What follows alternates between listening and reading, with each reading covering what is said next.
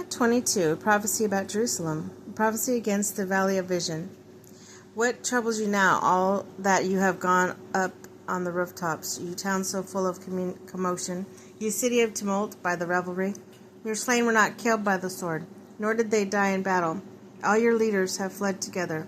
They have been captured without using bow. All you who were taught were taken prisoner together, having fled while the enemy was still far away. Therefore I said, turn away from me. Let me weep bitterly. Do not try to console me over the destruction of my people.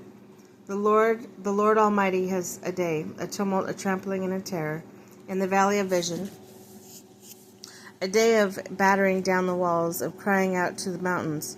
Elam takes up the quiver with her charioteers and horses. Care covers the shield. Your choicest valleys are full of chariots, and horsemen are posted at the city gates. The Lord strips away the defense of Judah. You looked in that day the weapons of the palace, of the forest palace in the palace forest. You saw that the walls of the city of David were broken through in many places, and you stored up water in the lower pools. You counted buildings in Jerusalem and tore down the houses to strengthen the wall. You build a reservoir for the water of the old pool, but you did not look to the one who made it, or have regard for the one who planned it long ago. The Lord Almighty called you on that day to weep and to wail. Tear out your hair and put on sackcloth. But there's joy and revelry, slaughtering the cattle of the killing of the sheep, eating the meat and drinking the wine. Let us eat and drink, you say, for tomorrow we will die. We die. The Lord Almighty has revealed this in my hearing. Till the dying day, this sin will not be atoned for, says the Lord Almighty. This is what the Lord Almighty says.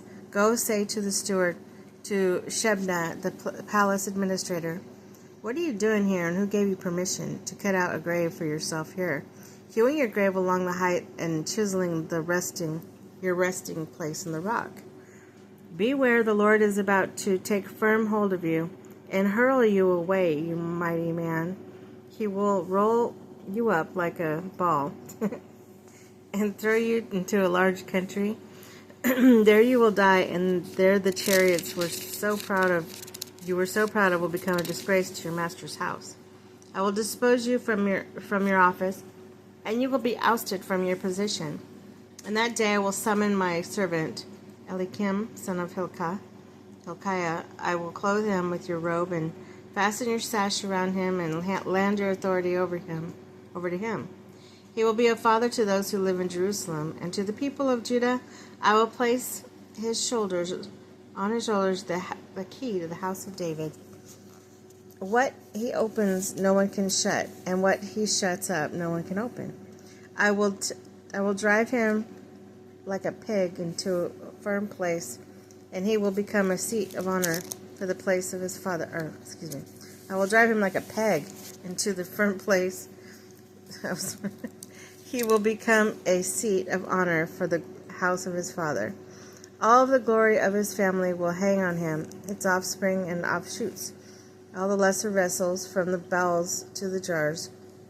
And in that day, declares the Lord Almighty, the peg driven into the firm place will give way, and it will be sheared off and will fall, and the load hanging on it will be cut down. The Lord has spoken.